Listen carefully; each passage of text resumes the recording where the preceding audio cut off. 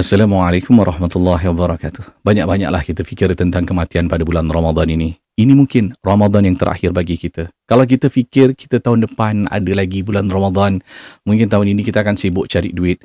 Kita kata tak apalah, tahun ni kita pukul habis. Tahun depan kita bertaubat, kita cari pahala.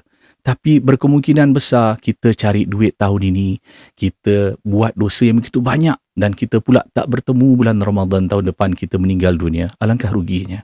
Mungkin kita diundang kerana suara kita sedap, kita jadi imam, tak kiralah bukan saja di masjid ataupun di surau, tapi mungkin kaum keluarga kita buat kenduri, buat keramaian, buat iftar dan sebagainya. Kita jadi imam, kita pun nak tunjuklah kita dah hafal surah panjang-panjang, kita nak menunjuk-nunjuk.